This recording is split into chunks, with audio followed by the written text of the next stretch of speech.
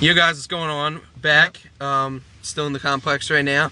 But big news in the NFL broke. It was actually last week, but we haven't had a chance to make a video on it. So we're gonna talk about Jason Cutler. Sorry. Yeah, the big cut you off, but Jason Cutler to the Bears. Yeah, big trade. Jay Cutler going to Chi-Town. Yep, definitely. City. A big trade. They gave up, or they got Cutler in a fifth for a first this year and first next year. I think this year's like it's 18th overall or something like that. It is. And a third and a fifth and a decent proven quarterback in Kyle Orton. So I think I know Cutler's a great quarterback and Denver didn't want to trade him, but they definitely got a lot in return for him. They definitely did.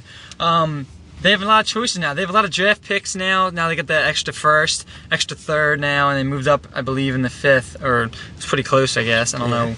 Denver's drafting, but I think it's good for Chicago because obviously they haven't had a franchise quarterback in a long time. No, I couldn't tell you the last quarterback they had. I think it said McMahon was the last quarterback they had that was good. Jim in the McMahon 80s, probably was the last good one, but they needed someone to come in there and just solidify that position for them, and they got him. They definitely got him. You know, Kyle Orton last year, he wasn't bad. Like, he's not bad. I think like Denver got a decent quarterback for a couple years in case like they want to use that draft pick, like maybe on like a guy like Mark Sanchez or something like that, develop him, and they could have, you know, a solid star in Kyle Orton for a couple of years.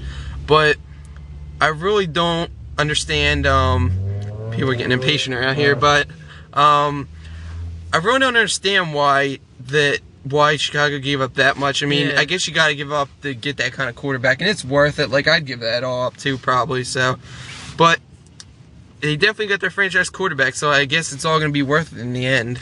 Yeah, but I don't know what. I guess Orton's going to start for Denver. I don't know what they're going to do with that. Yeah, because they'll probably have a rookie. I think they said Orton and like Chris Sims are going to play out for it, and obviously Chris Sims sucks. He hasn't played since that injury a couple years ago. He's not that.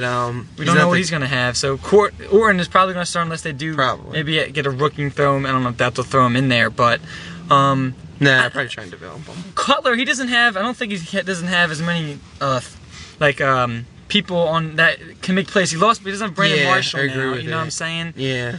And I don't know. They still got Forte. He's definitely a great guy. He's out of the backfield, strong force. And Denver really never had someone like that for Cutler.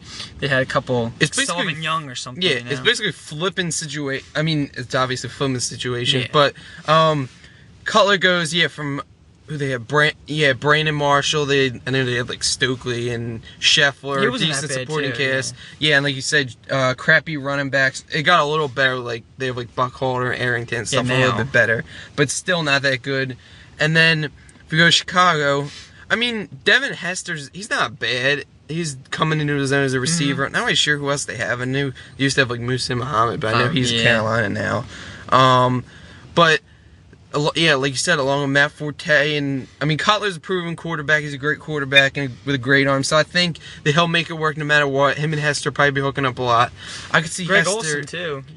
Sure. Clark, so their tight ends aren't that bad. So he'll probably be hitting them. I believe the receivers aren't the greatest. At least he got a tight end again. Yeah, because Scheffler was decent, but I think Olsen's probably a little better than Scheffler even. So he's definitely improving in that department. So the Bears, they're not in a great division. Like. I mean, Green Bay is not that good anymore.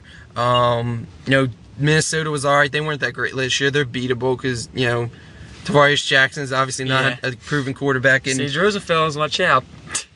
He might be a little better, but I think they have a good chance now. I think so too. Chicago, because they still have a pretty good defense. Got Urlacher and some big playmakers on D. And with Cutler, that's like a whole new dimension they never had. They never had a good quarterback to make those throws. He can throw 400 yards a game. He did that several times, 300 yards a game, I think, several times last year. He almost like took them to the playoffs himself, but you know their defense wasn't very good, and that allowed now he's got a good defense. So now, now they can use those draft picks to get some defense. Because I mean, if you think about it, most of the defensive linemen are backups, like Jarvis Moss and like guys like that, like Dumerville. Like these guys aren't starters. And Elvis.